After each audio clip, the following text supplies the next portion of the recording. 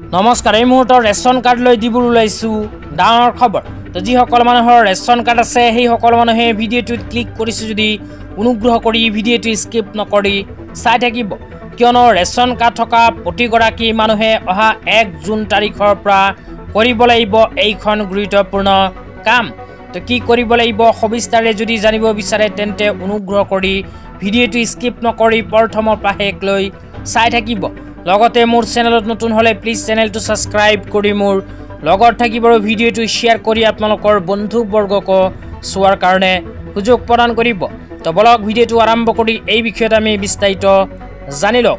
তো আপোনালোকে মোবাইল স্ক্ৰীনত চাব পাৰিছে অসম চৰকাৰে ৰেচন কাৰ্ড লৈ এনেকৈ এখন আপডেট প্ৰদান কৰিছে। তো ইয়াতে কি লিখা আছে পঢ়ি বিতংভাৱে আপোনালোকক বুজাই দিছোঁ। অনুগ্ৰহ কৰি ভিডিঅ'টোত ক্লিক কৰিছে যদি চাই থাকিব। তো ইয়াতে লিখা আছে বিশেষ অন্য সেৱা দিন 1 জুন তাৰিখৰ পৰা আৰম্ভ কৰি 20 জুন 2025।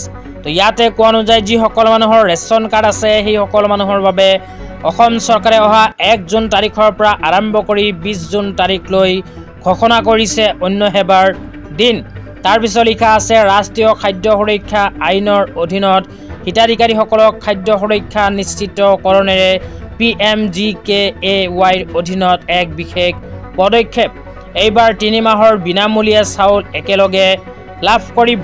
তো ইয়াতে কোৱা অনুযায়ী অসম চৰকাৰে যিসকল মানুহৰ নাম ৰেচন কাৰ্ডত অন্তৰ্ভুক্ত হৈ আছে সেই সকল মানুহক অহা 1 জুন তাৰিখৰ পৰা প্ৰদান কৰা আৰম্ভ কৰিব ৰেচন কাৰ্ডৰ বিনামূলীয়া চাউল।